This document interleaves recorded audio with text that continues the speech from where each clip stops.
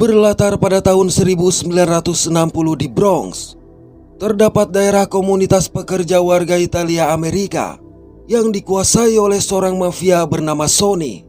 Di wilayah tersebut, tinggal seorang sopir bus bernama Lorenzo yang memiliki seorang anak berusia 9 tahun bernama Calogero. Pada hari itu Lorenzo menurunkan Calogero di depan apartemen, di mana si ibu yang bernama Rosina sudah menunggunya. Namun alih-alih pulang, Calogero yang terpesona oleh kehadiran mafia di lingkungannya justru menyelinap ke bar milik kelompok mafia yang hanya bersebelahan dengan apartemen mereka. Diketahui bar ini adalah milik seorang pria bernama Tony.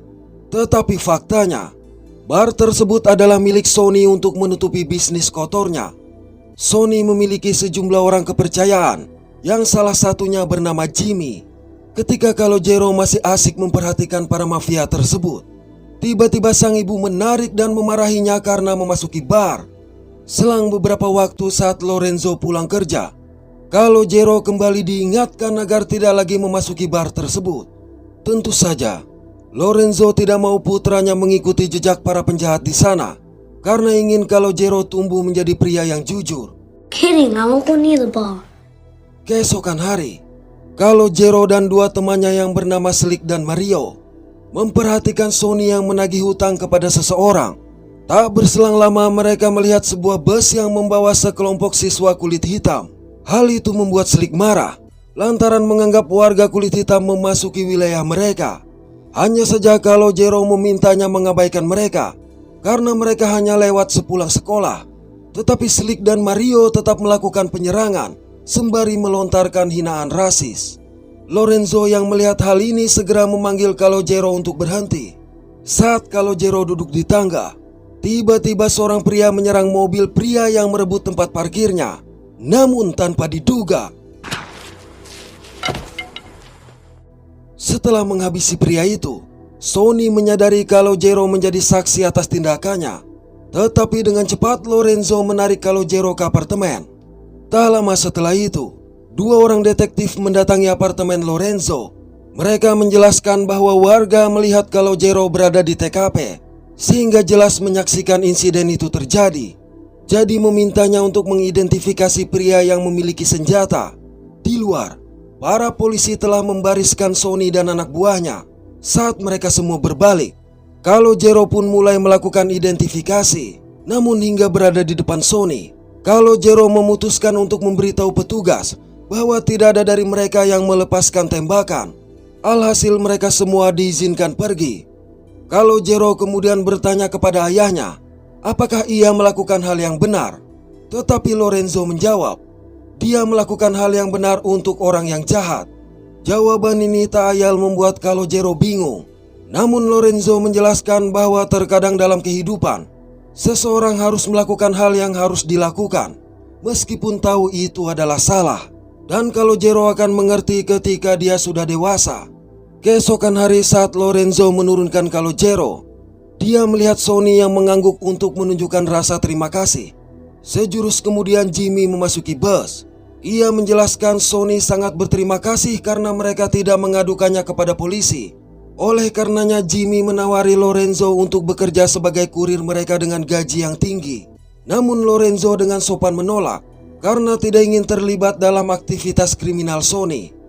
1 bulan kemudian, saat Calogero sedang memperbaiki sepedanya, salah satu anak buah Sonny mengajaknya ke bar untuk bertemu Sonny. Di sana Sonny meminta Calogero membantu untuk menyajikan minuman di bar setelah gagal menyewa ayahnya. Sejak hari itu, setiap pulang sekolah, Calogero bekerja dan langsung mendapat banyak tip. Hal ini dia lakukan tanpa sepengetahuan kedua orang tuanya. Ketika para mafia sedang berjudi, Sonny memanggil Calogero dan memintanya untuk melempar dadu beberapa putaran. Pada momen ini Calogero menang 11 putaran berturut-turut, sehingga menghasilkan sangat banyak uang untuk Sonny. Setelah permainan, Sonny memberikan tip kepada Calogero dan memutuskan untuk memberinya nama panggilan sebagai Si. Sonny bahkan memperlakukan Si seperti putranya sendiri. Dan saat kabar tentang mereka tersebar, Si merasakan perubahan dalam cara orang-orang di lingkungannya berinteraksi dengannya. Pedagang yang dulu sering memarahinya sekarang memberikan sekantung buah persik, seraya meminta Si memberitahu Sony bahwa dia telah berbuat baik. Tetapi kabar yang juga sampai ke telinga ayah dan ibunya ini memaksa mereka menanyakan dari mana Si mendapatkan uang. Oleh sebab itu Si mengakui bahwa dia bekerja untuk Sony. Mendengar itu sontak Lorenzo menjadi marah dan berniat mengembalikannya. Tapi Rosina berkata mereka dapat menggunakan uang itu. Sayang Lorenzo tetap menolak untuk menggunakan uang haram dari Sony, meski Si mendapatkannya dengan bekerja keras. Sampai di bar, Lorenzo langsung meletakkan uang di atas meja Sony dan menegaskan bahwa anaknya tidak akan terlibat dengan apapun yang terjadi di sana lagi. Mendengar itu, Sony meminta Si menunggu di luar sementara mereka berbicara. Sony kemudian menjelaskan dia sangat menghormati Lorenzo, namun mengingatkan agar Lorenzo tidak berbicara seperti itu lagi. Menurut Sony, uang yang dia berikan kepada Si adalah untuk membantu biaya sekolahnya, karena dia telah menganggap Si anaknya sendiri. Dan mengetahui kalau penghasilan Lorenzo sebagai supir bus tidak seberapa. Hanya saja Lorenzo menjawab bahwa telah terjadi perubahan akan sikap Si selama ini, jadi meminta Sony untuk menjauhi Si. Mendengarnya Sony menjadi marah dan mengusir Lorenzo. Dalam perjalanan pulang, Si yang kesal karena uangnya dikembalikan langsung membentak sang ayah. Akibatnya secara refleks Lorenzo menampar anaknya dan menegaskan kalau itu adalah uang haram. Alhasil Si membenarkan ucapan Sony yang mengatakan para pekerja adalah pecundang. Mendengar itu Lorenzo berkata dirinya tidak pernah menodongkan senjata kepada orang lain dan bangun setiap pagi untuk bekerja mencari nafkah dengan halal. Jadi pria tangguh sebenarnya adalah pria yang jujur, dan Sony tidak dapat melakukan itu selain melakukan pekerjaan haram. Lorenzo juga memberitahu bahwa orang-orang tidak menghormati Sony, melainkan takut padanya, dan itu adalah hal berbeda. Lorenzo lantas meminta maaf karena menampar Si dan mengatakan Si akan mengerti ketika sudah dewasa. 8 tahun berlalu, Si tetap tidak bisa menjauhi Sony, bahkan semakin akrab. Si dan teman-temannya sekarang memiliki geng bernama Deuces Wild, yang merupakan tempat mereka menghabiskan waktu tanpa melakukan hal yang berguna. Pada hari itu, mereka melihat sebuah mobil berisi orang kulit hitam melintas. Hal ini membuat jiwa rasis mereka terpicu, tetapi Si berkata mereka hanya melintas, sehingga tidak ada alasan untuk khawatir. Tak berselang lama Lorenzo berhenti dan memanggil Si untuk bergabung bersamanya di dalam bus. Dari tempat dia duduk, Si menatap seorang gadis kulit hitam yang membuatnya terpesona, sehingga tidak memperhatikan pembicaraan sang ayah. Sayang tatapan tersebut terhenti ketika gadis itu berhenti di wilayah orang kulit hitam. Setelah Si turun dari bus, ia melihat seorang pria bernama Louis yang memiliki hutang sebesar $20 kepadanya, tetapi tidak pernah mau membayar. Hanya saja saat Si mencoba mengejar, bersama dengan itu pula Sony memanggilnya. Mengetahui apa yang terjadi, Sony memberitahu bahwa menyakiti seseorang tidak selalu menjadi solusi terbaik, apalagi hanya demi $20. Jadi memintanya melupakan hal itu. Sony menjelaskan dirinya pernah dipenjara selama 10 tahun, dan selama itu pula dia membaca sebuah buku tentang ketersediaan yang akhirnya membuat dia memilih daerah tersebut untuk berbisnis. Menurutnya tinggal di daerah yang berisi sesama warga Italia membuatnya merasa dekat dengan segala sesuatu dan dapat melihat masalah dengan cepat. Orang-orang yang bertemu dengannya setiap hari akan merasa aman sehingga mencintainya. Namun bila ada yang berbuat macam-macam di daerah tersebut, maka ia akan bertindak. Dan inilah alasan mengapa orang-orang menakutinya.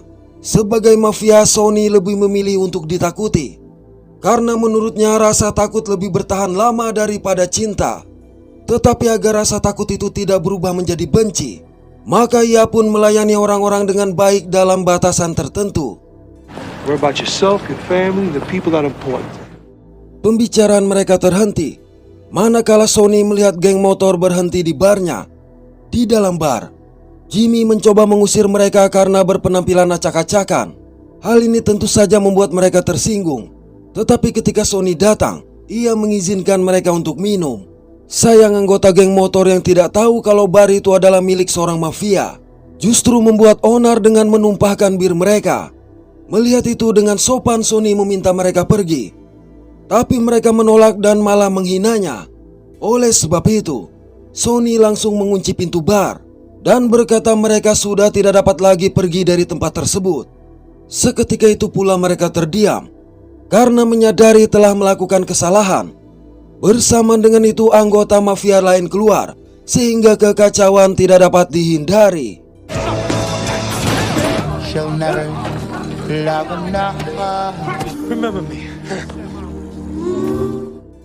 Suatu malam, seorang pemuda menawarkan senjata kepada Si dan anggota gengnya. Sayang transaksi mereka terganggu saat Sony datang. Sony bahkan langsung menampar pemuda yang dapat membahayakan wilayahnya tersebut dan mengusir mereka kecuali Si. Sony menjelaskan bahwa menggunakan pistol tidak akan membuatnya menjadi laki-laki sejati. Teman-teman Si adalah bajingan yang akan membuatnya mendapat masalah. Sony juga menasihati Si agar tidak meniru tindakannya karena kehidupan preman bukan untuknya. Keesokan hari di sekolah, Si merasa tidak percaya melihat gadis dari bus bersekolah di tempat yang sama dengannya. Saat teman-temannya ingin nongkrong, Si menolak ikut dengan alasan harus mengikuti ujian susulan. Namun rupanya Si menemui gadis itu. Awalnya Si bingung bagaimana memulai pembicaraan, tetapi di luar dugaan, ternyata gadis ini langsung memperkenalkan diri sebagai Jen dan mengaku menyukai orang Italia. Dalam perjalanan mengantar Jen pulang, keduanya setuju untuk menonton film di bioskop keesokan harinya. Begitu memasuki wilayah kulit hitam, Si terpaksa menghentikan langkahnya dan membiarkan Jen pulang seorang diri. Sialnya lagi, ternyata orang-orang kulit hitam juga bertindak kasar kepada Si lantaran tidak menyukai orang kulit putih. Beberapa waktu berselang saat Si dan teman-temannya sedang nongkrong, mereka menjadi marah saat melihat orang-orang kulit hitam mengendarai sepeda di sekitar area tersebut.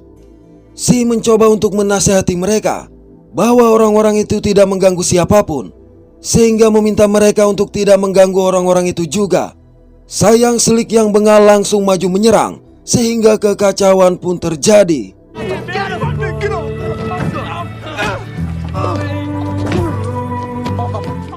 Si yang tidak ingin melakukan itu terpaksa berpura-pura membantu, seraya membujuk salah satu anak kulit hitam untuk tetap diam agar tidak dihajar lagi. Si bahkan berusaha melindungi anak itu sebelum mereka semua berhamburan kabur. Akibat seorang warga memberitahu kalau polisi mendekat. Ketika mengetahui perilaku mereka seperti preman, Sony menjadi sangat marah kepada Si dan memperingatkannya untuk menjauh dari teman-temannya. Si kemudian mengaku sangat membenci orang kulit hitam. Namun di sisi lain dia menyukai seorang gadis berkulit eksotis tersebut. Hanya saja Si tidak ingin teman-temannya mengetahui hal itu. Mendengarnya, Sony memintanya mengabaikan teman-temannya yang cepat atau lambat akan terbunuh dan mengatakan bahwa gadis itu lebih penting. Jadi meminta Si mengikuti kata hatinya. Sony bahkan menawarkan Si menggunakan mobilnya untuk memberikan kesan yang baik, tetapi memintanya untuk melakukan tes kepada Jen. Untuk melakukan itu, Si harus membukakan pintu mobil kepada gadis tersebut, dan setelah ia masuk, Si juga harus menutupnya kembali. Selanjutnya dia harus berjalan ke belakang mobil dan melihat. Jika gadis tersebut tidak membukakan kunci pintu untuknya dari dalam, maka dia harus mencampakkannya. Menurut Sony, tes ini akan menunjukkan apakah gadis itu bisa diajak hidup bersama atau hanya gold digger. Saat berada di rumah, Si memberitahu sang ayah kalau seorang temannya memiliki hubungan dengan seorang gadis kulit hitam, sehingga memintanya pendapat. Lorenzo berkata tidak punya masalah dengan warna kulit, tetapi bila menapaki jenjang pernikahan, maka mereka harus menikah dalam ras yang sama. Hal ini membuat Si kecewa karena pendapat ayahnya sangat berbeda dengan Sony. Pada hari yang ditentukan, Si berangkat menggunakan mobil Sony untuk menemui Jen. Dia juga mengunci kedua pintu sesuai instruksi Sony. Tak berselang lama, Jen tiba dengan wajah yang murung. Ia memberitahu bahwa kakaknya dihajar oleh orang Italia, tetapi Si menyangkal ada di sana. Sayang ternyata Jen membawa sang kakak guna mengetahui apakah dia mengenali Si. Begitu keluar dari mobil, Kakaknya menegaskan kalau Si adalah orang yang menyerangnya. Hal ini sontak membuat mereka bersih tegang, di mana Si yang terbawa emosi tidak sengaja mengeluarkan kalimat rasis, yang seketika itu pula ia sesali saat Jen berjalan kembali ke mobil bersama kakaknya. Ketika Si hendak mengembalikan mobil Sony, Lorenzo memperhatikannya dari jendela. Sony kemudian bertanya mengapa Si kembali begitu cepat. Namun Si hanya mengatakan kencan pertamanya berantakan dan harus segera pergi. Begitu sampai di rumah, Lorenzo pun mengingatkan Si bahwa dia telah memintanya menjauhi Sony. Menurutnya Sony tidak mempercayai siapapun dan akan menghajar Si bila suatu saat dia mengacau. Namun demikian, Si malah menyebut ayah dan leluhurnya sebagai pecundang yang tidak memiliki apa-apa. Ketika Si akan pergi ke tempat dia nongkrong, rekan-rekannya memberitahu kalau orang kulit hitam telah merusaknya dan mengajak dia melakukan pembalasan. Tapi pada waktu yang sama Sony datang, sehingga anak-anak muda itu langsung kabur. Sony lantas dengan marah bertanya kemana Si membawa mobilnya pergi. Karena setelah Si mengembalikan mobil itu, ternyata terdapat sebuah bom di dalamnya. Tetapi Si menceritakan semua dengan jujur, lantaran tidak mungkin dia mengkhianati Sony yang sudah seperti ayahnya sendiri. Baru saja Si pergi, Lorenzo yang melihat langsung bertanya apa yang mereka lakukan terhadap anaknya. Mendengar itu Sony memerintahkan anak buahnya menghajar Lorenzo dan memperingatkan agar lain kali Lorenzo menjaga mulutnya. Sementara itu, Si menemui anggota gengnya dan memutuskan bergabung dengan mereka untuk membalas dendam. Namun dalam perjalanan, rekan-rekan Si menunjukkan sejumlah bom molotov dan senjata, sehingga membuat Si merasa menyesal. Tetapi dia tidak mau dianggap sebagai pengecut. Beruntung begitu mereka berhenti di lampu merah, Sony mendekat dan meminta Si keluar dari mobil. Dikarenakan Slick mencoba mencegah, maka Sony langsung menghajarnya dan menarik Si keluar.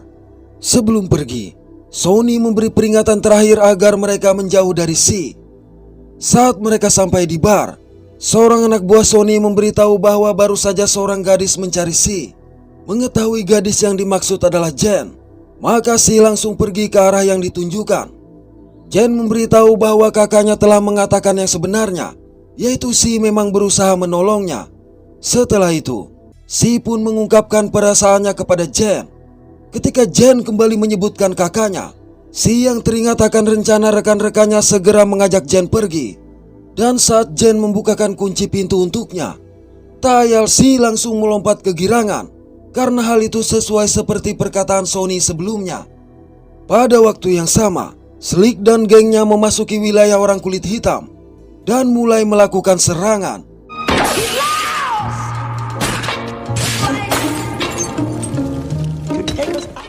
Namun tatkala mereka akan pergi, seorang pria melempar kembali salah satu botol yang tidak meledak ke mobil mereka.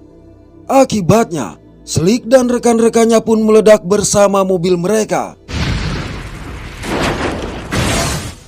Beberapa waktu kemudian Si dan Jen tiba di lokasi hanya untuk menemukan kerumunan orang-orang dan petugas, di mana mereka melihat tubuh rekan-rekannya tergeletak di tanah.